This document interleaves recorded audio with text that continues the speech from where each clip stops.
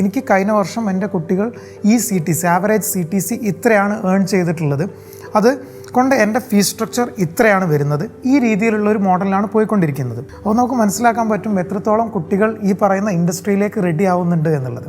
Expert sessions എന്ന് പറയുന്ന ഒരു സെപ്പറേറ്റ് പാർട്ട് ഇതിൻ്റെ ഭാഗമായിട്ട് തന്നെ പാരലലി പോകുന്നുണ്ട്. അവിടെ വലിയ സക്സസ്ഫുൾ ആയിട്ടുള്ള ആളുകൾ വന്നിട്ട് അവരുടെ സ്റ്റോറി, അവരുടെ കാര്യങ്ങൾ ഈ കുട്ടികളിലേക്ക് കൊടുക്കുകയും അവരെ മോട്ടിവേറ്റ് ചെയ്യിപ്പിക്കുക എന്നുള്ളൊരു കാര്യം തന്നെയാണ് ചെയ്യുന്നത്. കൂടുതൽ ഞങ്ങളുടെ ഒരു വലിയ പാർട്ട് അത് തന്നെയാണ്. ഓരോ സബ്ജക്റ്റ് വൈസ് വളരെ ഡിഫറെൻ്റ് ആണ്. ചില കേസുകളിൽ റിട്ടൺ ടെസ്റ്റ് മാൻഡേറ്ററി ആയിട്ടുള്ളത് കൊണ്ട് അത് വരുന്നുണ്ട്. നമസ്കാരം. ഭാവിയെ നേരിടാൻ നിങ്ങൾ ഓടണം, അല്ലെങ്കിൽ ഭാവി നിങ്ങളെ തളർത്തും. പറഞ്ഞത് കോർപ്പറേറ്റ് കമ്മ്യൂണിക്കേഷൻസ് വിദഗ്ധനായ ആൻ്റണി ഡിയേഞ്ചലോ ആണ്. പലപ്പോഴും നമ്മൾ നേടുന്ന വിദ്യാഭ്യാസം ഭാവി പ്രവേശനത്തിന് നമ്മളെ സജ്ജരാക്കുന്നതാവില്ല. അനുനിമിഷം മാറിക്കൊണ്ടിരിക്കുന്ന ലോകത്ത് ഒരു പ്രയോജനവുമില്ലാത്ത വിദ്യാഭ്യാസം നേടി ഏതോ ഒരു പുരാതന ജംഗ്ഷനിലാണ് നിങ്ങൾ നിൽക്കുന്നതെങ്കിൽ ഭാവിയിലേക്കുള്ള ഒരു ബസ്സും നിങ്ങൾക്ക് മുന്നിൽ നിർത്തിത്തരില്ല. അതുകൊണ്ട് തന്നെ ഭാവി കോർപ്പറേറ്റ് ലോകത്തേക്ക് വിദ്യാർത്ഥികളെ സജ്ജരാക്കുന്ന ഒരു ബിസിനസ് സ്കൂൾ എന്ന ആശയം കൊണ്ടുവന്ന ഒരു വ്യക്തിയാണ് ഇന്നത്തെ വാല്യൂ പ്ലസിൻ്റെ അതിഥി. എയ്മർ ബി സ്കൂളിൻ്റെ founder, MD and CEO Muhammad Mon. Welcome to value plus. Thank you. ഞങ്ങൾക്ക് പഠിക്കുമ്പോൾ പലപ്പോൾ ഞങ്ങൾ തമാശയായിട്ട് പറയുന്ന ഒരു കാര്യമുണ്ടായിരുന്നു. ഡോക്ടർ വന്നിട്ട് പറയുകയാണ് പേഷ്യൻറ്റിൻ്റെ ബന്ധുക്കളോട്, operation success but patient died. ഓപ്പറേഷൻ വിജയിച്ചു, പക്ഷേ രോഗി മരിച്ചുപോയി എന്ന് പറഞ്ഞ പോലെ തന്നെയാണ് നമ്മുടെ വിദ്യാഭ്യാസ രീതി. പലപ്പോഴും കുഞ്ഞുങ്ങളെ പരീക്ഷയിൽ നമ്മൾ വിജയിപ്പിക്കുന്നുണ്ട്, പക്ഷേ ജീവിതത്തിൽ അവർ തോറ്റുപോകുന്നു. പ്രത്യേകിച്ച് കോർപ്പറേറ്റ് ലോകത്തൊക്കെ പല കുട്ടികളും അതിനെ നേരിടാൻ പറ്റാത്ത രീതിയിൽ പരാജയപ്പെടുന്നത് നമ്മൾ കാണാറുണ്ട്. അപ്പം കോർപ്പറേറ്റ് ലോകത്ത് അവരുടെ ജീവിതത്തിൽ വിജയിക്കാനായിട്ട് എയ്മർ എന്താ ചെയ്യുന്നത്? നിങ്ങൾ പറഞ്ഞതുപോലെ ഇന്നുള്ള ഒരു സംവിധാനം ഡിഗ്രി ഡ്രിവൺ ആണ്. അതായത് he passed with this much grade, no, that's what the final result. I mean, not like അവിടെ അവർ ജോലിയിൽ പ്രവേശിച്ചു, ഇത്ര സാലറി കിട്ടി, അല്ലെങ്കിൽ ആളൊരു സ്വന്തമായിട്ട് സ്റ്റാർട്ടപ്പ് ചെയ്തു എന്നുള്ളതല്ല.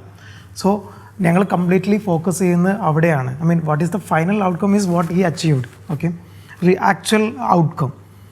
അപ്പോൾ അതിലേക്ക് വേണ്ടി ഞങ്ങളുടെ പ്രോഗ്രാമിനെ വളരെ ഡിഫറെൻ്റ് ആയിട്ടുള്ള രീതിയിലേക്ക്, അതായത് ഇൻഡസ്ട്രിയിലേക്ക് ഏറ്റവും അടുപ്പിക്കുന്ന രീതിയിലാണ് ഞങ്ങൾ സെറ്റ് ചെയ്തിട്ടുള്ളത്. അപ്പോൾ ടോട്ടൽ പ്രോഗ്രാമിനെ പറയുകയാണെന്നുണ്ടെങ്കിൽ, ഒരു ഫോർ എക്സാമ്പിൾ PG പ്രോഗ്രാമിന് പറയുകയാണെങ്കിൽ 50% അവർ ചെയ്യുന്നതിലൂടെയാണ് പഠിക്കുന്നത്. ആ ചെയ്യുന്ന സമയത്ത് കൃത്യമായിട്ട് മെൻറ്റർഷിപ്പ് കൊടുത്ത് അവർ ചെയ്യുന്ന വർക്കിനെ അനലൈസ് ചെയ്യാൻ പഠിപ്പിച്ച് അതിലൂടെ എന്താണ് പഠിക്കേണ്ടത് എന്നുള്ളത് ബോധ്യപ്പെടുത്തിയിട്ടാണ് അവരുടെ ചെയ്യുന്നതിലൂടെ പഠിക്കുന്നത്. മറ്റൊരു 50% ആണ് ഇൻ ക്യാമ്പസ്, അതായത് ക്യാമ്പസിൽ നിന്നിട്ടുള്ള പഠനം. അതിൻ്റെ ആ ക്യാമ്പസിൽ നിന്നിട്ടുള്ള പഠനത്തിൽ 50% ആക്ടിവിറ്റിയാണ്. അവർ പഠിക്കുന്ന ഒരു കാര്യത്തെ ഇംപ്ലിമെൻ്റ് ചെയ്തിട്ട് പഠിക്കുന്ന ആക്ടിവിറ്റി, അല്ലെങ്കിൽ പ്രാക്ടിക്കൽ എക്സ്പീരിയൻഷ്യൽ ആയിട്ടുള്ള പഠനമാണ്. ബാക്കി ഒരു ഓവറോൾ നോക്കുകയാണെന്നുണ്ടെങ്കിൽ 25% ആണ് തിയറി രീതിയിൽ വരുന്നത്. തിയറിയിൽ ഞങ്ങൾക്കുള്ള ഇൻറ്റേർണൽ ഫാക്കൽറ്റീസാണ് പകുതി ഭാഗം പഠിപ്പിക്കുന്നത്. ബാക്കി പകുതി ഇൻഡസ്ട്രിയിൽ നിന്നുള്ള ആളുകൾ വന്നുകൊണ്ട് പഠിപ്പിച്ച് ഒരു ആഴ്ച പഠിപ്പിക്കുന്നു, ഒരു സബ്ജക്റ്റ് പഠിപ്പിക്കുന്നു, ആൾ തിരിച്ചു പോകുന്നു. ആ രീതിയിൽ, അതായത് അത്രയും ഇൻഡസ്ട്രിയോട് കണക്ഷൻ കിട്ടണം എന്നുള്ള ഒരു കാരണം കൊണ്ടാണ് ആ രീതിയിൽ ചെയ്യുന്നത്. അത് ഞങ്ങളുടെ ഇൻറ്റേർണൽ പകുതി പഠിപ്പിക്കുന്ന തിയറി പഠിപ്പിക്കുന്ന ഫാക്കൽറ്റീസ് എന്ന് പറയുന്നതും ഇൻഡസ്ട്രിയിൽ നിന്ന് വന്നിട്ടുള്ള ആളുകളാണ്. കഴിഞ്ഞ വർഷം വരെ ഇൻഡസ്ട്രിയിലുള്ള ആളുകളായിരുന്നു, അവരിപ്പോഴാണ് ഇതിൽ വന്നിട്ടുള്ളത്. പാരലലി അവർ ഇൻഡസ്ട്രി, അതായത് കോർപ്പറേറ്റുകൾ അല്ലെങ്കിൽ കമ്പനീസിനെ കൺസൾട്ട് ചെയ്യുന്നുണ്ട്. ഇപ്പം HR-ൻ്റെ എക്സ്പേർട്ട് ആണെങ്കിൽ HR-ൽ 1-2 കമ്പനീസിന് അവർ കൺസൾട്ട് ചെയ്തുകൊണ്ടിരിക്കുന്നുണ്ട്. അപ്പം ഈ രീതിയിൽ എവിടേക്കാണോ കുട്ടികൾ എത്തേണ്ടത്, അല്ലെങ്കിൽ എന്താണോ അവർക്ക് ഫൈനൽ ഔട്ട്കം കിട്ടേണ്ടത്, എവിടെയാണോ ഗ്യാപ്പ് ഉള്ളത്, ആ ഗ്യാപ്പിനെ ഫില്ല് ചെയ്യുന്ന രീതിയിലാണ് ഞങ്ങളുടെ പ്രോഗ്രാം സെറ്റ് ചെയ്തിട്ടുള്ളത്. പലപ്പോഴും ഒരു കൗതുകത്തിന് ഞാൻ ചിന്തിക്കാറുണ്ട്, നമ്മുടെ സിലിക്കൺ വാലിയിൽ ഒരു ബിസിനസ് സ്കൂൾ സ്ഥാപിച്ചാൽ എങ്ങനെയിരിക്കും? കാരണം ചുറ്റുപാടും വളരെ പ്രമുഖമായ ബിസിനസ് ഹൗസുകളാണ്, പ്രൊഡക്ഷൻ യൂണിറ്റുകളാണ്. അപ്പോൾ ഇവർക്ക് ആ ഒരു എക്സ്പീരിയൻസ് ഫീൽ ചെയ്ത് പഠിക്കാവുന്നു. അപ്പോൾ ഞാൻ എയ്മറിലെ ഒരു സ്റ്റുഡൻറ്റുമായിട്ട് സംസാരിച്ചപ്പം ആ സ്റ്റുഡൻറ്റ് എന്നോട് പറഞ്ഞത്, രാവിലെ എഴുന്നേൽക്കുന്നത് മുതൽ രാത്രി ഉറങ്ങുന്നത് വരെ ഒരു കോർപ്പറേറ്റ് അനുഭവം അതിന് നൽകാൻ സാധിക്കുന്നു എന്നുള്ളതാണ്. അപ്പോൾ എഴുന്നേറ്റ് വരുമ്പോൾ അവർ കാണുന്ന കാര്യങ്ങൾ, അതേപോലെ അവർ സംസാരിക്കുന്നത്, അതുപോലെ തന്നെ അവരുടെ ആ ഒരു എൻവയോൺമെൻറ്റ് മൊത്തത്തിലൊരു കോർപ്പറേറ്റ് മയം ആണ് എന്നാണ് പറയുന്നത്. അപ്പം ആ രീതിയിൽ ഒരു സാഹചര്യം എങ്ങനെയാണ് ഒരുക്കി കൊടുക്കുന്നത്? ഞങ്ങളുടെ ഇപ്പം ഞങ്ങൾ പ്രോഗ്രാം റൺ ചെയ്യുന്നത് മർക്കസ് നോളജ് സിറ്റി എന്ന് പറയുന്ന ഒരു ടൗൺഷിപ്പിനകത്താണ്. അവിടെ ഒരുപാട് ബിസിനസ് സ്ഥാപനങ്ങൾ ഓൾറെഡി റൺ ചെയ്തുകൊണ്ടിരിക്കുന്നുണ്ട്. അവർ രാവിലെ വരുന്ന സമയത്ത് കാണുന്നത് ഈ ഒരു എക്കോസിസ്റ്റമാണ്. പിന്നെ തീർച്ചയായിട്ടും ഞങ്ങളുടെ ബി സ്കൂളിലാണെങ്കിലും ഒരു പഠിക്കുന്നതിനേക്കാൾ കൂടുതൽ അവരുടെ ആ ഒരു എക്കോസിസ്റ്റം ബിസിനസ് എൻവയോൺമെൻറ്റ് എന്നുള്ള രീതിയിലാണ് ഞങ്ങൾ രാവിലെ 9 to ഈവനിങ് 5 ഒരു വർക്ക് ചെയ്യുന്ന രീതിയിലാണ് ഞങ്ങളുടെ സ്റ്റുഡൻറ്റ് വരുന്നതും പോകുന്നതും. അതുപോലെ തന്നെ അവർക്ക് കൊടുക്കുന്ന കൂടുതൽ ടാസ്കുകളും ആ ഒരു കോർപ്പറേറ്റ് അറ്റ്മോസ്ഫിയർ ഫീൽ ചെയ്യാനും അതിൻ്റെ ആ ഒരു ടച്ച് കിട്ടാനും പറ്റുന്ന രീതിയിലുള്ളതാണ്. അപ്പോൾ മാക്സിമം ആ ഒരു എന്തൊക്കെയാണോ കോർപ്പറേറ്റിൽ സംഭവിക്കുന്നത് അതേ രീതിയിലുള്ള ഒരു അറ്റ്മോസ്ഫിയർ ഞങ്ങൾ ഇവിടേക്ക് കൊണ്ടുവരാൻ വേണ്ടി ശ്രമിക്കുന്നുണ്ട് എന്നുള്ളതാണ്. അപ്പോൾ എനിക്ക് മനസ്സിലായത് സാധാരണ നമ്മളൊരു വിദ്യാഭ്യാസ സ്ഥാപനം തുടങ്ങുമ്പോൾ അത് പലപ്പോഴും ഒരു പുറം ലോകത്തു നിന്ന് മാറിയ ഒരു അറ്റ്മോസ്ഫിയറിലായിരിക്കും. അപ്പോൾ ഞാൻ ഓർക്കുന്നുണ്ട്, ഞാനൊക്കെ പഠിക്കുമ്പോൾ നമ്മൾ ഈ ഹൈസ്കൂളിലും കോളേജിലും ഒക്കെ പഠിക്കുമ്പോൾ അടുത്ത് കടകളുണ്ടാവും. അപ്പോൾ അവിടെ പോയി നമ്മളൊരു ഭക്ഷണം കഴിക്കുക അല്ലെങ്കിൽ ഒരു സാധനം വാങ്ങിക്കുക എന്ന് പറയുന്നത് പോലും പലപ്പോഴും നമ്മൾക്ക് വിലക്കുണ്ടായിരുന്നു. അങ്ങനെ പോകാൻ പാടില്ല, സ്കൂളിൽ വരുന്ന പിള്ളേർ സ്കൂളിൽ പഠിച്ചിട്ട് പോകണം എന്നുള്ളതാണ്. പക്ഷേ അതിനപ്പുറമായിട്ട് ഈ പറഞ്ഞതുപോലെ അങ്ങനെ ഒരു പരിസ്ഥിതിയിൽ ജീവിക്കുമ്പോൾ അവരത് അനുഭവിച്ചു. അതായത് കടയാണെങ്കിൽ കട, അല്ലെങ്കിൽ ഈ പറയുന്ന വ്യവസായ സ്ഥാപനമാണെങ്കിൽ അതിൻ്റെതായ വായു ശ്വസിച്ചുകൊണ്ട് പഠിക്കുമ്പോഴുള്ള ഒരു വ്യത്യാസമുണ്ട്. തീർച്ചയായിട്ടും അവരുടെ ആക്ടിവിറ്റീസ് ആണെങ്കിലും ഈ രീതിയിൽ തന്നെ സോർട്ട് ചെയ്യാൻ വേണ്ടി തൊട്ടടുത്തിട്ടുള്ള വെൽനസ് സെൻറ്റർ 100+ CR ഒരു വെൽനസ് സെൻറ്റർ ഉണ്ട്. അവിടെ പോയിട്ട് അതിൻ്റെ CEO മീറ്റ് ചെയ്തിട്ടാണ് സോർട്ട് പ്രിപ്പയർ ചെയ്യുന്നത്. അതിൻ്റെ ഓരോ എംപ്ലോയീസിനെ കണ്ടിട്ടായിരിക്കും അവർ ചെയ്യുന്നുണ്ടാവുക. അക്കൗണ്ട്സിലെ ഒരു ആക്ടിവിറ്റിയാണ് അവർ പുറത്ത് പോയിട്ട് തൊട്ടടുത്തുള്ള റെസ്റ്റോറൻറ്റോ അല്ലെങ്കിൽ ഗ്രോസറി ഷോപ്പിലോ പോയിട്ട് അവിടുത്തെ അക്കൗണ്ട്സ് പരിശോധിച്ച് അതിൻ്റെ ഓഡിറ്റ് റിപ്പോർട്ട് സബ്മിറ്റ് ചെയ്യാം. അപ്പോൾ ഇത്തരത്തിൽ തൊട്ടടുത്തുള്ള അറ്റ്മോസ്ഫിയറിന് അവർക്ക് ഫീൽ ചെയ്യാനുള്ള അവസരങ്ങൾ കൂടുതൽ എക്സ്പീരിയൻഷ്യൽ ആയിട്ടുള്ള ആക്ടിവിറ്റീസിലൂടെ ഞങ്ങൾ കൊണ്ടുവരുന്നു എന്നുള്ളതും ചെയ്യുന്നുണ്ട്. ഇതിൽ കൂടാതെ ഞങ്ങളുടെ മേജർ ഒരു മേഖലയാണ് മാനേജ്മെൻറ്റ് ചലഞ്ച് എന്നുള്ളത്. ഡിഫറെൻറ്റ് ചലഞ്ചിലൂടെയാണ് കുട്ടികൾ പോകുന്നത്. അതിലൊരു ചലഞ്ചാണ് അവർക്കൊരു എമൗണ്ട് ഞങ്ങൾ കൊടുക്കും. ഒരു സമയത്തിൻ്റെ ഉള്ളിൽ അവരൊരു ബിസിനസ് പ്ലാൻ പ്രിപ്പയർ ചെയ്യണം. ആ ബിസിനസ് പ്ലാൻ അവർ എക്സിക്യൂട്ട് ചെയ്ത് ആരാണോ ഏറ്റവും കൂടുതൽ പ്രോഫിറ്റ് ഉണ്ടാക്കുന്നത് ദേ വിൻ ദ ഗെയിം. അപ്പം ഈ രീതിയിൽ അവരെ ക്രിയേറ്റീവായിട്ടുള്ള തോട്ടിലൂടെ പല കുട്ടികളും ചെയ്യുന്നത് വളരെ ഡിഫറെൻ്റ് ആയിട്ടുള്ള പല ഐഡിയാസും അപ്പം അവർ കൊണ്ടുവരും, അത് എക്സിക്യൂട്ട് ചെയ്യും. ആ എക്സിക്യൂട്ട് ചെയ്യുന്നതിലൂടെ അവർ പഠിക്കുന്ന കാര്യങ്ങൾ കൂടുതൽ അണ്ടർസ്റ്റാൻഡിങ്. അപ്പോൾ ഒരു ബിസിനസ് ചെയ്യുമ്പോൾ നമുക്കറിയാം എല്ലാ കാര്യങ്ങളും ചിലപ്പം ആളെ ഹയർ ചെയ്യേണ്ടി വരും, അല്ലെങ്കിൽ ചിലപ്പം ഷോപ്പ് റെൻറ്റിന് എടുക്കേണ്ടി വരും, ഫിനാൻസ് പ്രിപ്പയർ ചെയ്യേണ്ടി വരും. ഈ തരത്തിലുള്ള കാര്യങ്ങൾ അവർ എക്സ്പീരിയൻസ് ചെയ്യാനുള്ള അവസരം നമ്മൾ കൊടുക്കുന്നു.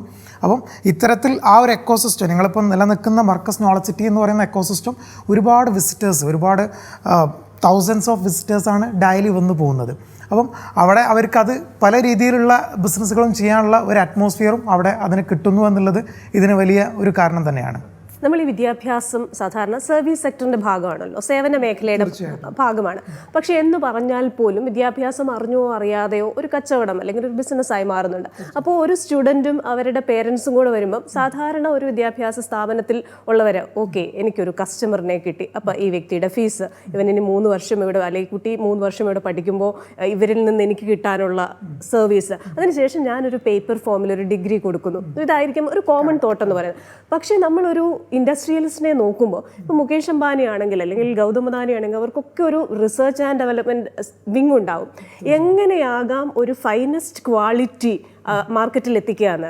അപ്പോൾ യൂഷ്വലി ഈ ഒരു വിദ്യാർത്ഥിയെ ആൾക്കാർ ഒരു കസ്റ്റമറായി കാണുമ്പോൾ ഒരു ഡിഗ്രി കൊടുക്കുന്നതിനപ്പുറമായി അല്ലെങ്കിൽ നല്ല മാർക്കോടെ പാസ്സാക്കുന്നതിലപ്പുറമായിട്ട് ഒരു എയിം കാണില്ല.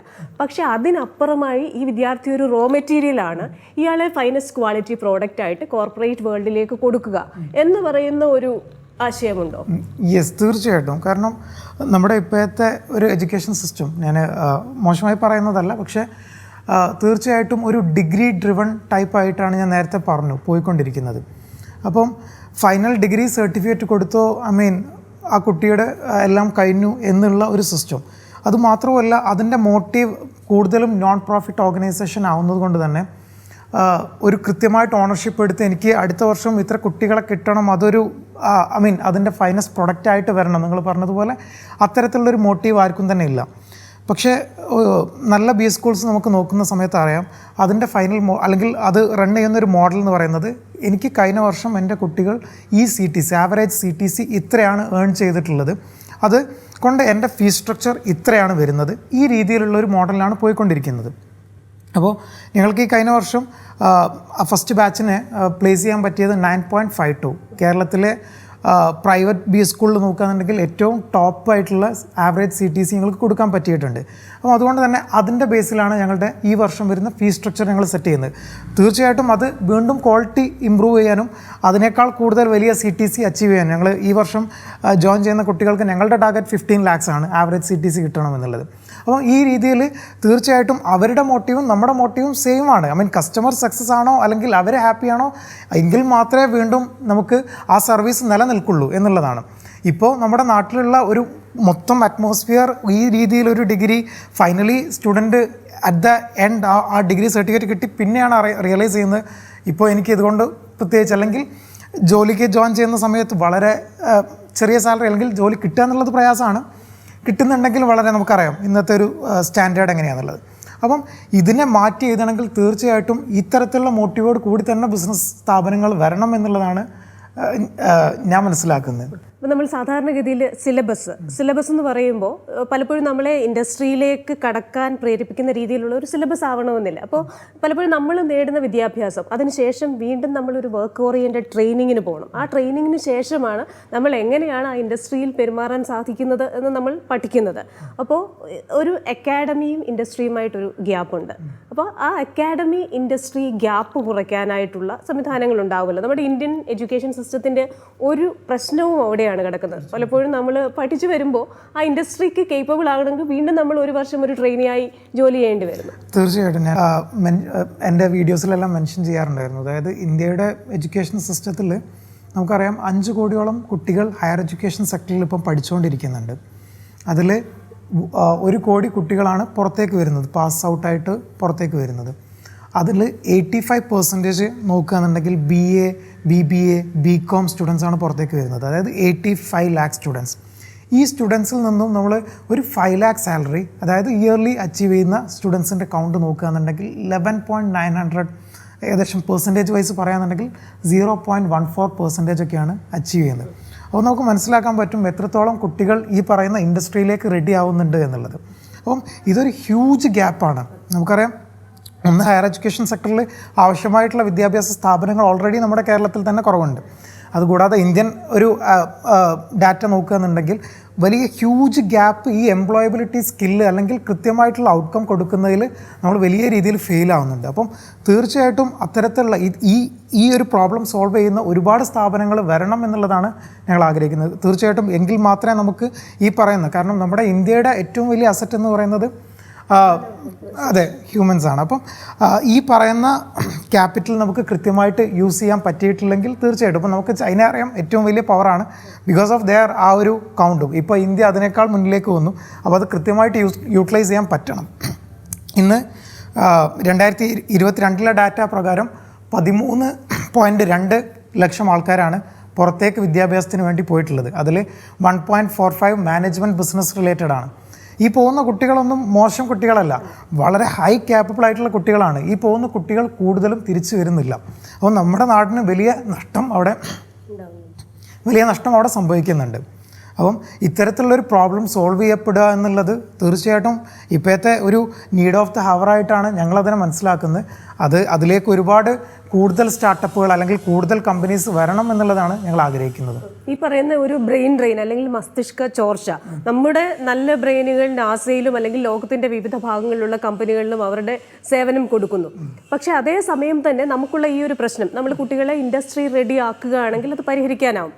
അതോടൊപ്പം തന്നെ നമ്മൾ ചിലപ്പോൾ ഒരു കോഴ്സ് സ്റ്റാർട്ട് ചെയ്യുന്നതിന് ശേഷം ആ ഒരു മേഖലയിൽ ഒരുപാട് ഡെവലപ്മെൻറ്റ്സ് വരാം. ഓരോ മിനിറ്റും മാറിക്കൊണ്ടിരിക്കുകയാണല്ലോ. അപ്പോൾ അതിൽ ഇപ്പം കോർപ്പറേറ്റ് ലോകം ഏറ്റവും കൂടുതൽ ഉറ്റുനോക്കുന്നതും പേടിക്കുന്നതും ആർട്ടിഫിഷ്യൽ ഇൻ്റലിജൻസിനെയാണ്.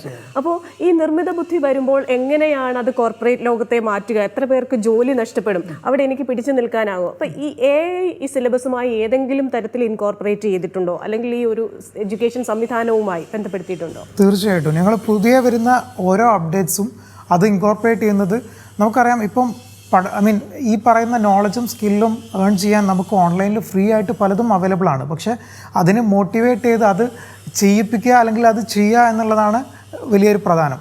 അപ്പോൾ അതുകൊണ്ട് തന്നെ പുതിയ ഓരോ വരുന്ന ടെക്നോളജീസും അതിന് റിലേറ്റഡ് ആയിട്ടുള്ള സർട്ടിഫിക്കേഷൻസ് നമുക്ക് അവൈലബിൾ ആണ്. അപ്പം അത് ഓരോ സമയത്തും കുട്ടികൾ അപ്ഡേറ്റ് ചെയ്യുന്നു എന്നുള്ളത് ഞങ്ങളുടെ IEP ഇൻഡിവിജ്വൽ എഡ്യൂക്കേഷൻ പ്ലാനിലൂടെ ഞങ്ങൾ ഉറപ്പുവരുത്തുന്നുണ്ട്.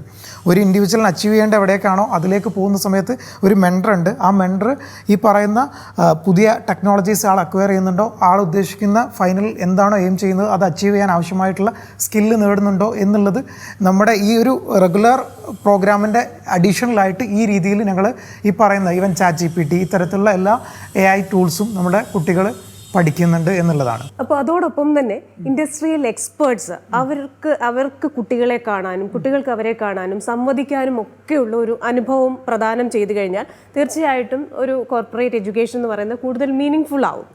അപ്പോൾ ഇവരെ സംബന്ധിച്ചിടത്തോളം മികച്ച കോർപ്പറേറ്റ് കമ്പനികളുടെ തലപ്പത്തിരിക്കുന്ന ആൾക്കാർ അവരെ കാണാൻ എത്തുകയും അവരുമായിട്ടൊരു സംവദിക്കാനൊരു സൗകര്യം ഉണ്ടാകുകയും ചെയ്തു കഴിഞ്ഞാൽ ഈവൻ അവരെ കാണുന്നത് തന്നെ ചിലപ്പോൾ അവരുടെ ജീവിതത്തിൽ വലിയൊരു മാറ്റം ഉണ്ടാക്കിയേക്കാം. അത്തരത്തിലുള്ള സൗകര്യങ്ങളും കാര്യങ്ങളും ഒക്കെ ഉണ്ടോ? തീർച്ചയായിട്ടും 2 രീതിയിലാണ്. ഒന്ന്, ഞങ്ങളുടെ തിയറി പഠിപ്പിക്കുന്നതിന് 25% ഇൻഡസ്ട്രി എക്സ്പേർട്ടാണ് പഠിപ്പിക്കുന്നത്. സൈമണിൻ്റെ VP, അതുപോലെ തന്നെ കഫേ കോഫിയുടെ HR, ഇങ്ങനെ ഒരുപാട് വലിയ കമ്പനീസിൻ്റെ ആളുകൾ തന്നെയാണ് ഓരോ സബ്ജക്റ്റ് അത് റെലവൻ്റ് ആയിട്ടുള്ള ഏരിയയിൽ വന്ന് പഠിപ്പിക്കുന്നത്. അതുകൂടാതെ നിങ്ങൾക്ക് എക്സ്പേർട്ട്, അതായത് സെക്ഷൻ എന്ന് പറഞ്ഞിട്ട് സെപ്പറേറ്റ്ലി നടക്കുന്നുണ്ട്. അവിടെ വലിയ കമ്പനീസിൻ്റെ MDs വരുന്നു. അതുപോലെ ഇന്ന് ഞങ്ങളുടെ ഈ ഒരു എക്കോസിസ്റ്റത്തിൻ്റെ ഒരു ഗുണം കൂടെ ഉണ്ട്. അൽ ഷക്രിയ എന്നാണ് എനിക്ക് തോന്നുന്നത് എന്ന യൂണിവേഴ്സിറ്റിയുടെ വൈസ് ചാൻസലർ ഇന്ന് ഞങ്ങളുടെ സ്റ്റുഡൻസുമായിട്ട് ഇൻട്രാക്ട് ചെയ്യുന്നുണ്ട് ഞാൻ ഈ സംസാരിക്കുന്ന സമയത്ത്. അപ്പോൾ ഇത്തരത്തിലുള്ള ഗ്ലോബലി ഉള്ള ലീഡേഴ്സ് ഇവിടെ വന്നിട്ട് ഇൻട്രാക്ട് ചെയ്യും. അതുപോലെ തന്നെ കുട്ടികൾക്ക് അവരെ പരിചയപ്പെടാനും അല്ലെങ്കിൽ കുട്ടികളെ കാണാനും ഈ പറയുന്ന ഭാവിയിൽ അവർക്ക് ഹയർ ചെയ്യേണ്ടതും നല്ല ടാലൻസിനെ കിട്ടുക എന്നുള്ളതാണ് അവർ ഉദ്ദേശിക്കുന്നൊരു കാര്യം. അതിലേക്ക് പറ്റുന്ന രീതിയിലുള്ള ഒരു വേദി ഞങ്ങൾ ഒരുക്കി കൊടുക്കുന്നുണ്ട്. തീർച്ചയായിട്ടും വിദ്യാഭ്യാസം എന്ന് പറയുമ്പം കുറേ സ്കിൽസ് നമ്മൾ നേടുന്നുണ്ട്. പക്ഷേ അതോടൊപ്പം തന്നെ പലപ്പോഴും നമ്മൾ പ്രാധാന്യം കൊടുക്കാത്തതാണ് സോഫ്റ്റ് സ്കിൽസ്. അപ്പോൾ നമ്മൾ ഈ എന്തൊക്കെയോ പഠിച്ചു പോകുന്നു, അത് പരീക്ഷാ പേപ്പറിൽ എഴുതി വെക്കുന്നു, കുറച്ച് പ്രാക്ടിക്കൽ നോളജും നമുക്ക് കിട്ടുന്നു. അതിനുപരിയായിട്ട് നല്ലൊരു കമ്മ്യൂണിക്കേഷൻ സിസ്റ്റം, ഈ വ്യക്തി ഒരു ടീം വർക്കിൽ നന്നായി വർക്ക് ചെയ്യുമോ? അപ്പോൾ ഇത്തരത്തിലുള്ള സോഫ്റ്റ് സ്കിൽസ് ആർജിക്കാനായിട്ട് കുട്ടികളെ എങ്ങനെയാണ് ഹെൽപ്പ് ചെയ്യുന്നത്? ഞങ്ങൾക്ക് അതിന് സെപ്പറേറ്റ് ആയിട്ടുള്ള ഏരിയ തന്നെയുണ്ട്. ഇത് ഞങ്ങളുടെ ഒരു നമുക്കറിയാം ഇന്നത്തെ കറണ്ട് എഡ്യൂക്കേഷനിൽ മിസ്സാവുന്ന ഒരു മേഖല കൂടെയാണ്. അപ്പോൾ അതിന് ഞങ്ങൾക്ക് സെപ്പറേറ്റ് ആയിട്ട് അതിന് കരിക്കുലവും അത് ഉറപ്പുവരുത്തുന്ന രീതിയിലുള്ള ആക്ടിവിറ്റീസും എല്ലാം ഞങ്ങളുടെ ഈ ഒരു ടോട്ടൽ സ്ട്രക്ചറിൽ ഞങ്ങൾ ഇൻകോർപ്പറേറ്റ് ചെയ്തിട്ടുണ്ട്. സാധാരണ ഒരു യൂണിവേഴ്സിറ്റി അല്ലെങ്കിൽ ഒരു പഠന കേന്ദ്രം എന്ന് പറയുമ്പോൾ സിലബസ് എന്ന് പറയുന്നത് അത് പ്രിസ്ക്രൈബ്ഡ് ബൈ സമ്മൺ, ആരെങ്കിലും നിർദ്ദേശിച്ച ഒരു സിലബസ്. അത് കാലാകാലങ്ങളിൽ വർഷാവർഷം പഠിപ്പിച്ചു പോകുന്നു. അതിനനുസരിച്ച് കുട്ടികൾ പരീക്ഷ എഴുതുന്നു, മാർക്ക് നേടുന്നു. ഇവിടെ എയ്മർ സ്കൂളിൽ എങ്ങനെയാണ് സിലബസ്? അതൊരു കസ്റ്റമൈസ്ഡ് ഫോം ആണോ? തീർച്ചയായിട്ടും ഞങ്ങളുടെ വളരെ കസ്റ്റമൈസ്ഡ് ആയിട്ടുള്ള ഒരു ഫോമിലാണ് ഞങ്ങളത് ചെയ്യുന്നത്. അത് ഇൻറ്റേർണലി എല്ലാ സമയത്തും എവറി 6 months ഞങ്ങൾ അതിനെ ഇന്നോവേറ്റ് ചെയ്തുകൊണ്ടിരിക്കുന്നുണ്ട്. കാരണം ഞങ്ങൾക്കറിയാം ഞങ്ങളിപ്പോൾ അതിൻ്റെ ഒരു സ്റ്റാർട്ടിങ് ഇൻ ദ സെൻസ് ഞങ്ങളിപ്പോൾ 2.5 വർഷം ആവുന്നേ ഉള്ളൂ. അപ്പോൾ ഇനിയും ഒരുപാട് അതിൽ അപ്ഡേറ്റ് ചെയ്ത് കൊണ്ടുവരേണ്ടതുണ്ട്. അപ്പോൾ ഔട്ട് ഓഫ് 10 ഒരു 4 പോയിന്റിലൊക്കെ ഞങ്ങൾ എത്തിയെന്ന് വേണമെങ്കിൽ പറയാം. അപ്പോൾ ഇനിയും ഒരുപാട് ഇന്നോവേഷൻസ് ചെയ്യേണ്ടതുണ്ട്. അപ്പോൾ അത് എവറി 6 months ഞങ്ങൾ ഇതിനെ ആൾട്ടർനേറ്റീവ് ആയിട്ടുള്ള ഒരു ഇൻഡസ്ട്രി എക്സ്പേർട്ടിൻ്റെ പൂള് അതിനെ വെരിഫൈ ചെയ്യും, ആവശ്യമായിട്ടുള്ള മാറ്റങ്ങൾ വരുത്തുകയും ചെയ്തുകൊണ്ടിരിക്കുന്നുണ്ട്. അതുപോലെ തന്നെ സാധാരണ നമ്മൾ പറയുന്ന വിദ്യാഭ്യാസ കാലഘട്ടം, അതിനുശേഷം ജോലിയുടെ കാലഘട്ടം, നമ്മളൊരു ഗാർഹസ്ഥ്യത്തിലേക്ക് പോകുന്നു, ഇങ്ങനെയൊക്കെ നമ്മുടെ കാലഘട്ടങ്ങളെ തിരിച്ചിട്ടുണ്ട്. അപ്പോൾ നമ്മളൊരു 24 വയസ്സ് കഴിഞ്ഞ് കഴിഞ്ഞാൽ പിന്നെ പഠിക്കേണ്ട എന്ന ഒരു കാര്യമാണ് സാധാരണ നമ്മുടെ മനസ്സിലുള്ളത്. പക്ഷേ അപ്സ്കില്ലിങ് ഏറ്റവും വേണ്ട ഒരു ഘട്ടമാണ്. കാരണം ലോകം മാറിക്കൊണ്ടിരിക്കുകയാണ്. അപ്പോൾ നമ്മളിങ്ങനെ സ്ഥായിയായിട്ട് നിന്ന് കഴിഞ്ഞ് കഴിഞ്ഞാൽ നമുക്കതിനെ നേരിടാൻ പറ്റില്ലല്ലോ. അപ്പോൾ അതുകൊണ്ട് തന്നെ ഈ തരത്തിലുള്ള അപ്സ്കില്ലിങ്ങിലേക്ക് ഇപ്പോൾ നിലവിൽ ജോലി ചെയ്യുന്നവരെ അപ്സ്കില്ല് ചെയ്യുക എന്ന് പറയുന്ന ഒരു ആശയത്തെ പറ്റി ചിന്തിച്ചിട്ടുണ്ടോ? തീർച്ചയായിട്ടും ഞങ്ങളുടെ ഒരു കോർ ഏരിയ തന്നെയാണത്. ഇപ്പോൾ 1 day 2 day കൈൻഡ് ഓഫ് പ്രോഗ്രാംസുകളാണ് ഇത്തരത്തിലുള്ള കറൻ്റ്ലി വർക്ക് ചെയ്യുന്ന ആളുകൾക്കോ അല്ലെങ്കിൽ അപ്സ്കിൽ ചെയ്യാൻ ഉദ്ദേശിക്കുന്ന ആളുകൾക്കോ വേണ്ടി ചെയ്തുകൊണ്ടിരിക്കുന്നത്. കൂടാതെ ഇപ്പം മാർച്ചിലോട് കൂടിയിട്ട് ഞങ്ങൾ 6 monthsലേക്കും 1 yearലൊക്കെ വേണ്ടിയിട്ടുള്ള പ്രോഗ്രാമുകൾ അവരുടെ വർക്ക് ചെയ്യുന്നതോട് കൂടിയിട്ട് തന്നെ കൂടുതൽ പഠിക്കാൻ പറ്റുന്ന രീതിയിലുള്ള പ്രോഗ്രാമുകൾ ഞങ്ങൾ ഇനിഷ്യേറ്റ് ചെയ്യുന്നുണ്ട്. അത് വലിയൊരു മേഖല തന്നെയാണ്. അതിലേക്കുള്ള പ്രോഗ്രാമുകൾ ഓൾറെഡി ചെയ്യുന്നു, ഇനി കൂടുതലായിട്ട് ഞങ്ങൾ ചെയ്യാൻ ഉദ്ദേശിക്കുന്നു. അതുപോലെ തന്നെ നമ്മൾ ഈ തീയെക്കുറിച്ച് കുഞ്ഞുങ്ങളോട് പറയുമ്പോൾ ഇത് തീയാണ് എന്ന് പറയുമ്പോൾ അത് കേട്ടുള്ള പരിചയമേ ഉള്ളൂ. പക്ഷേ തീയിൽ ചെന്ന് ഒരു പ്രാവശ്യം തൊടുമ്പോഴാണ് എന്താണ് അതിൻ്റെ അനുഭവം എന്ന് മനസ്സിലാകുന്നത്. അപ്പോൾ ഈ വർക്ക് ഇൻ്റഗ്രേറ്റഡ് പ്രോഗ്രാം WIP എന്ന് പറയുന്ന ഒരു കാര്യം ഞാൻ കണ്ടു. എന്താണ് അതുകൊണ്ട് ഉദ്ദേശിക്കുന്നത്?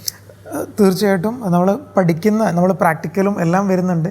അതിനേക്കാൾ കൂടുതൽ അവർ ഈ പറയുന്നത് പോലെ ടച്ച് ചെയ്ത് പഠിക്കാൻ തീയാണെന്ന് മനസ്സിലാവുന്ന രീതിയിൽ അവർ ഇൻഡസ്ട്രിയിൽ പോയിട്ട് എന്താണ് ഏറ്റവും, അതായത് ഇനി അങ്ങോട്ട് അതിൽ കൂടുതൽ എക്സ്പീരിയൻസ് കൊടുക്കാനില്ല.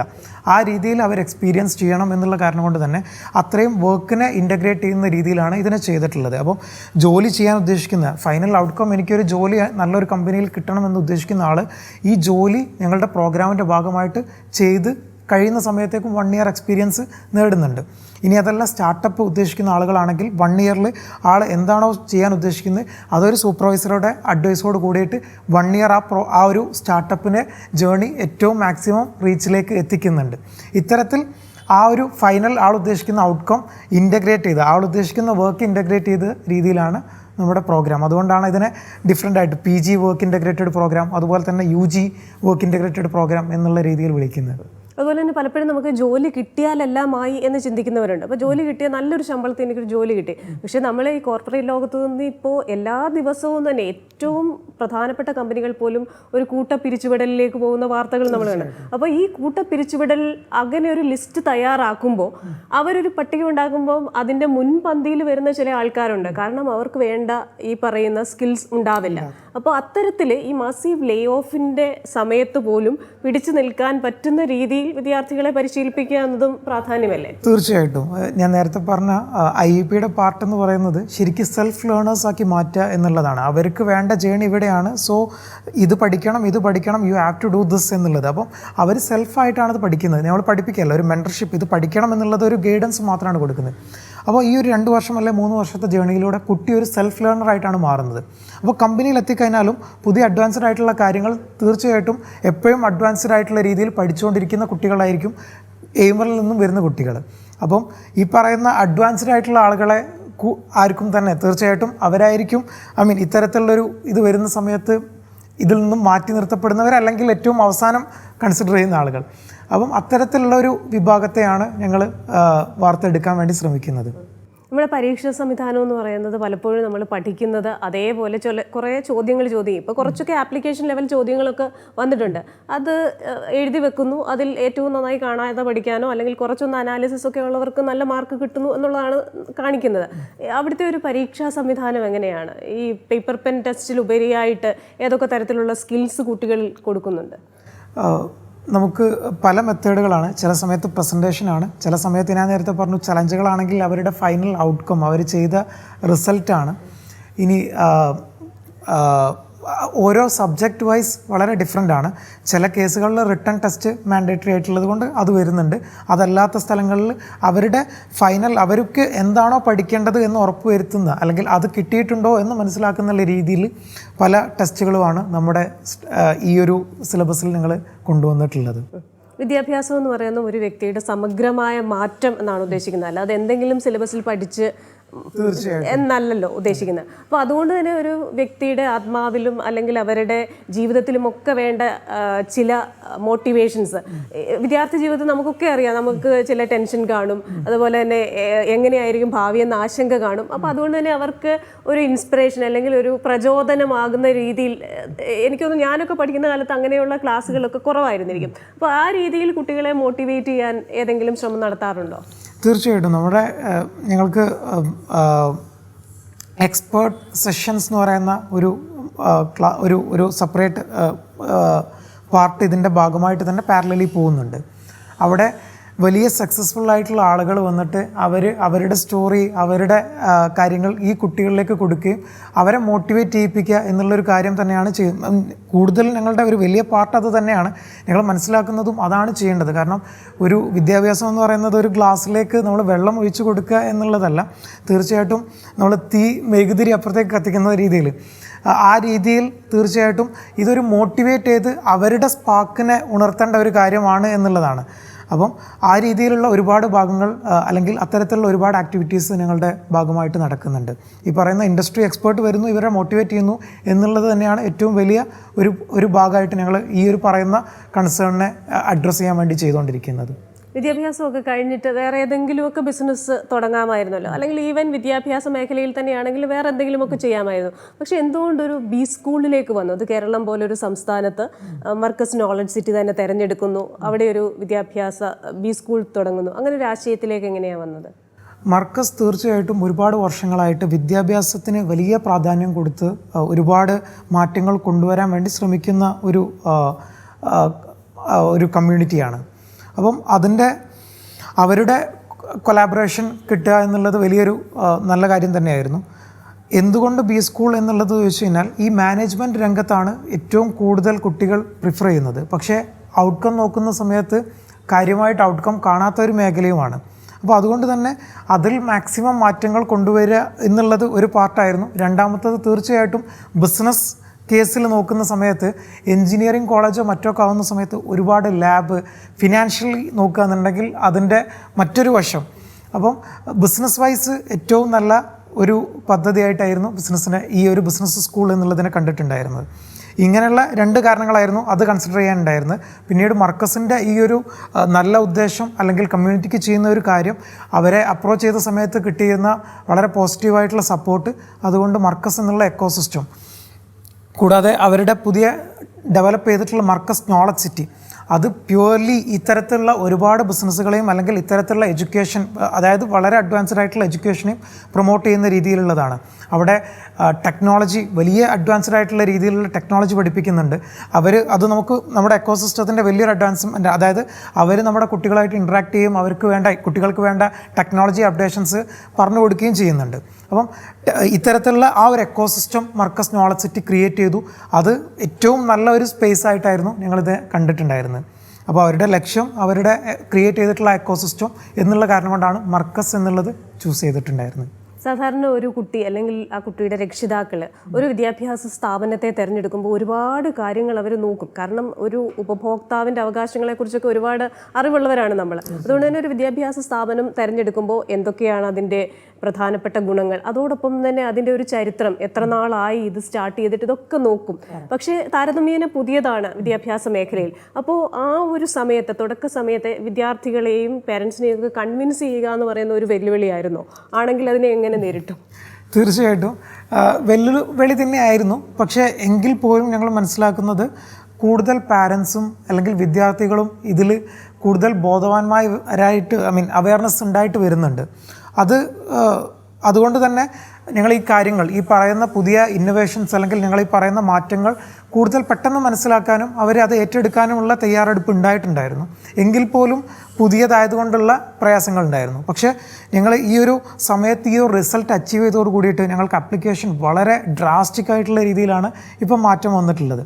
അപ്പോൾ ഇനി ഞങ്ങളുടെ ഒരു പ്രോസസ്സ് എന്ന് പറയുന്നത്, ഈ വർഷം ഞങ്ങൾ പ്രോസസ്സായിട്ട് കാണുന്നത് ഈ കുട്ടികളിൽ നല്ല കുട്ടികൾക്കായിരിക്കണം നമ്മുടെ അഡ്മിഷൻ കിട്ടുക എന്നുള്ളത്. അപ്പോൾ അതുകൊണ്ട് തന്നെ പുതിയ AI രീതിയിലുള്ള അഡ്വാൻസ്ഡ് ആയിട്ടുള്ള ഫീച്ചേഴ്സ് കൊണ്ടുവന്ന് അത് വെച്ചിട്ടാണ് ഞങ്ങൾ കുട്ടിയുടെ സ്ക്രീനിങ്ങും മറ്റു കാര്യങ്ങളൊക്കെ ചെയ്തുകൊണ്ടിരിക്കുന്നത്. അപ്പോൾ ഇനിഷ്യലി ഈ പറയുന്ന പ്രയാസങ്ങൾ ഉണ്ടായിരുന്നു. പക്ഷേ ഈ പറയുന്ന അവയർനെസ് ഉള്ളത് കൊണ്ട് തന്നെ കൺവിൻസ് ചെയ്യാൻ ഞങ്ങൾ കുട്ടികളെയും അല്ലെങ്കിൽ പാരൻസിനെയും വിളിച്ചിട്ട് ഈ രീതിയിലാണ് ഞങ്ങൾ ഇതിനെ മാറ്റം വരുത്തുന്നത് എന്നുള്ള കാര്യം കൃത്യമായിട്ട് പറയുകയും അത് അവരെ ബോധവാന്മാരാക്കുകയും ചെയ്തു എന്നുള്ളതാണ് ഞങ്ങൾ ചെയ്തിട്ടുണ്ടായിരുന്ന ഒരു സൊല്യൂഷൻ. മറ്റു വലിയ രീതിയിലുള്ള, അതായത് മാർക്കറ്റ്, സോഷ്യൽ മീഡിയ വഴിയൊക്കെ ഇതിന് അവയർനെസ് ഉണ്ടാക്കിയിട്ടുണ്ട്. ഇത്തരത്തിൽ മാത്രമാണ് അതിനെ സോൾവ് ചെയ്തിട്ടുണ്ടായിരുന്നത്. ഇപ്പോൾ നമ്മുടെ മുന്നിലേക്ക് വരുന്ന ഒരു റോ മെറ്റീരിയൽ പോലെയാണ് ഒരു കുട്ടി എന്ന് പറയുന്നത്. അപ്പോൾ ഈ റോ മെറ്റീരിയലിനെ നമ്മൾ ഏറ്റവും നല്ലൊരു പ്രോഡക്റ്റായിട്ട് ലോകത്തേക്ക് സംഭാവന ചെയ്യണം. അപ്പോൾ ഈ റോ മെറ്റീരിയൽ ആണെങ്കിലും നമ്മളത് ചെക്ക് ചെയ്യണം, ഇത് നല്ലതാണോ, ക്വാളിറ്റി ഉള്ളതാണോ, എങ്കിൽ മാത്രമേ നമുക്ക് അതിൽ നിന്ന് നല്ലൊരു പ്രോഡക്റ്റ് ഉണ്ടാക്കാൻ പറ്റത്തുള്ളൂ. അതിലെന്തെങ്കിലും പാളിച്ചയുണ്ടെങ്കിൽ ചിലപ്പോൾ പ്രോഡക്റ്റ് മോശമാകും. അതുകൊണ്ട് തന്നെ നമ്മുടെ ഈ അഡ്മിഷൻ കൊടുക്കുമ്പോൾ ഒരു വിദ്യാർത്ഥിക്ക് ഏതൊക്കെ രീതിയിലുള്ള ക്വാളിറ്റീസ് ഉണ്ടെന്ന് ചെക്ക് ചെയ്തതിന് ശേഷമാണ് പ്രവേശനം കൊടുക്കുന്നത്.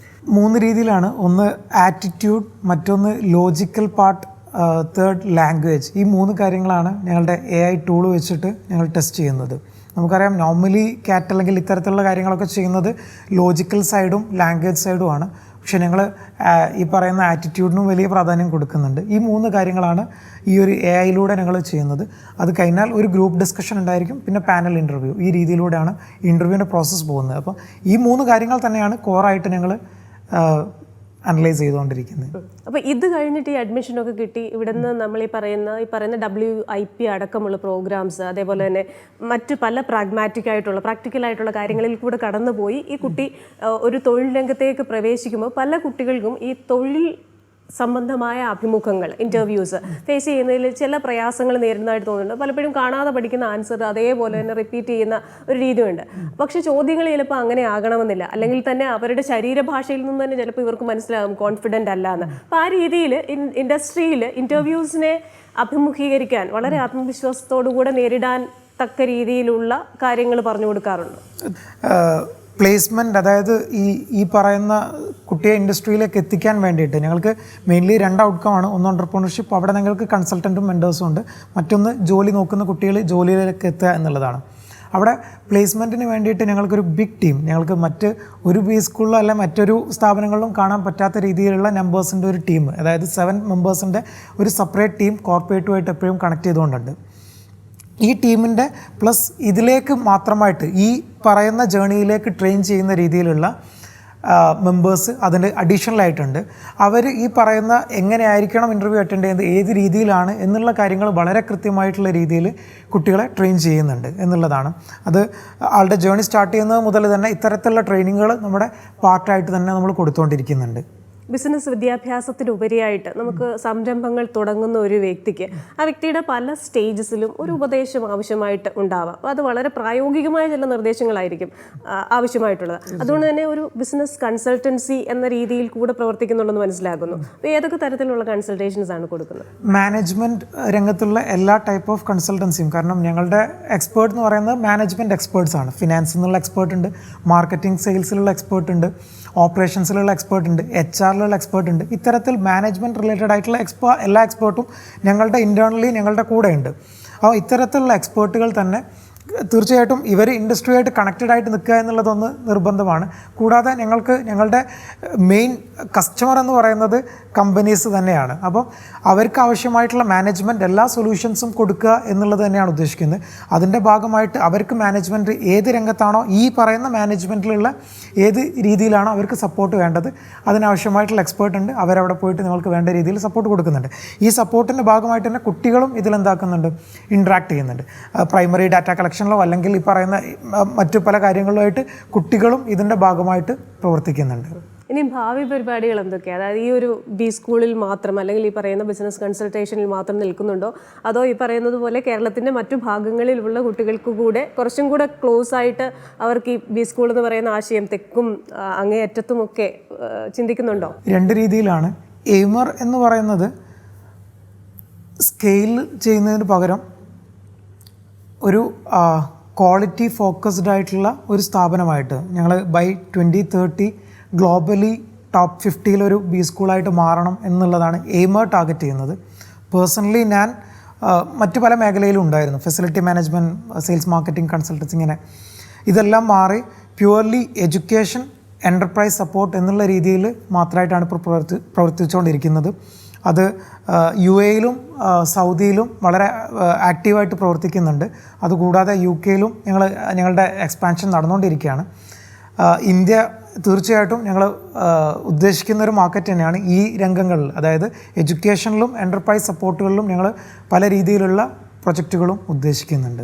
അങ്ങനെ വരുമ്പോൾ നമ്മുടെ ഇന്ത്യൻ മാർക്കറ്റ് എന്ന് പറയുന്നത് വളർന്നുകൊണ്ടിരിക്കുന്ന, ഇപ്പോൾ ഇന്ത്യയുടെ ഒരു വികസനത്തെക്കുറിച്ച് ചോദിക്കുമ്പോൾ അത് ഇതിനൊക്കെ സൗകര്യമുള്ള ഒരു വിപണിയാണെന്ന് തോന്നുന്നുണ്ടോ? തീർച്ചയായിട്ടും ഇന്ത്യ വലിയ ഗ്യാപ്പുള്ള മാർക്കറ്റാണ്.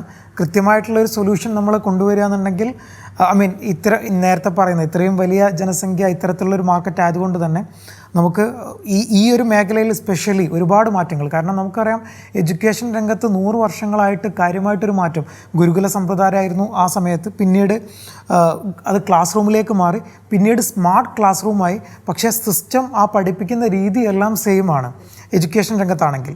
അപ്പം അതിൽ ഒരുപാട് ഇന്നോവേഷൻസ്, അപ്പം ഈ പറയുന്ന എക്സിസ്റ്റിംഗ് അവരുടെ മോട്ടീവ് അല്ലെങ്കിൽ അവരെത്രത്തോളം ഇതിൽ ചെയ്യുന്നു അല്ലെങ്കിൽ ആ ഒരു മാറ്റങ്ങൾ വരാത്തത് കൊണ്ട് തന്നെ നമുക്ക് ഈ ഒരു രംഗത്ത് ഒരുപാട് മാറ്റങ്ങൾ വരേണ്ടതായിട്ട് കാണുന്നുണ്ട്. അപ്പം ഈ ഒരു ഇന്ത്യൻ മാർക്കറ്റ് അത്രയും മാസ് മാർക്കറ്റ് ആയതുകൊണ്ട് ഒരുപാട് മാറ്റങ്ങൾ അല്ലെങ്കിൽ അത്രയും വലിയ സാധ്യത ഇവിടെ ഓപ്പൺ ആണ് എന്നുള്ളതാണ് ഞങ്ങൾ മനസ്സിലാക്കുന്നത്. നമ്മൾ ഈ മൾട്ടി സ്കില്ലിങ്ങിനെ കുറിച്ച് കുറേ പറഞ്ഞു. ഈ മൾട്ടി സ്കില്ലിങ്ങിനൊപ്പം തന്നെ സ്പെഷ്യലൈസേഷനിൽ വിശ്വസിക്കുന്നുണ്ടോ? ഇപ്പോൾ ഏതെങ്കിലും ഒരു പ്രത്യേക കാര്യത്തിൽ സ്പെഷ്യലൈസ് ചെയ്യുന്നതും നല്ലതാണ് മൾട്ടി സ്കില്ലിങ്ങിനൊപ്പം. പലപ്പോഴും ഇവർ ഈ പിരിച്ചുവിടുന്നവരുടെ പട്ടിക തയ്യാറാക്കുമ്പോൾ മൾട്ടി സ്കിൽ ഇല്ലാത്തവരെ ആണ് ആദ്യം പരിഗണിക്കുന്നതെന്ന് കേട്ടിട്ടുണ്ട്. അതോടൊപ്പം തന്നെ ഒരു കാര്യം വളരെ വൃത്തിയായി ചെയ്യാൻ പറ്റുക എന്ന് പറയുന്നതും നല്ലത് തന്നെയാണ്. അത് ഐ മീൻ അവരുടെ സ്റ്റേജ് അനുസരിച്ചാണ്. ഒരു കുട്ടി കരിയർ സ്റ്റാർട്ട് ചെയ്യുന്ന സമയത്ത് തീർച്ചയായിട്ടും ഒരു മേഖലയിൽ സ്പെഷ്യലൈസ്ഡ് ആവുക എന്നുള്ളത് നല്ലത് തന്നെയായിട്ടാണ് മനസ്സിലാവുന്നത്. അതേസമയം അവരുടെ ഗ്രോത്തിൽ തീർച്ചയായിട്ടും മൾട്ടി സ്കില്ലിങ്, കാരണം ഒരു ടീമിനെ ഹെഡ് ചെയ്യണമെങ്കിൽ തീർച്ചയായിട്ടും മൾട്ടിപ്പിൾ മേഖല അല്ലെങ്കിൽ മൾട്ടിപ്പിൾ സ്കിൽ ഉണ്ടാവുക എന്നുള്ളത് വളരെ അത്യാവശ്യം തന്നെയാണ്. ഇനി നമ്മുടെ എല്ലാ ഗസ്റ്റുകളോടുമുള്ള ഒരു സിഗ്നേച്ചർ ചോദ്യമാണ്, നമ്മുടെ ഗസ്റ്റ് എങ്ങനെയാണ് വിജയത്തെ ഡിഫൈൻ ചെയ്യുന്നത്? അപ്പോൾ അങ്ങ് എങ്ങനെയാണ് വിജയത്തെ, സക്സസിനെ ഡിഫൈൻ ചെയ്യുന്നത്? ഗ്ലോബലി ഒരു മാറ്റം കൊണ്ടുവരാൻ പറ്റുക, അല്ലെങ്കിൽ അതിലൊരു ആ ഒരു പട്ടികയിൽ ഒരു പേര് വരിക എന്നുള്ളതാണ് എന്നെ പേഴ്സണലി ഞാൻ ഒരു സക്സസ്ഫുള്ളായിട്ട് കാണുന്നത്. അപ്പോൾ എന്തായാലും നെൽസൺ മണ്ടേല പറഞ്ഞതും അതാണ്, ലോകത്തെ മാറ്റാനുള്ള ഏറ്റവും വലിയ ആയുധം വിദ്യാഭ്യാസമാണെന്നാണ്. അപ്പോൾ ആ ആയുധം ഉപയോഗിച്ച് നിരവധി കുട്ടികളിൽ മാറ്റമുണ്ടാക്കുക, ഈ ലോകത്ത് തന്നെ ഒരു മാറ്റമുണ്ടാക്കാൻ എയ്മർ ബി സ്കൂളിന് സാധിക്കട്ടെ. എല്ലാ ആഗ്രഹങ്ങളും സാധിക്കട്ടെ. Thank you so much. Thank you.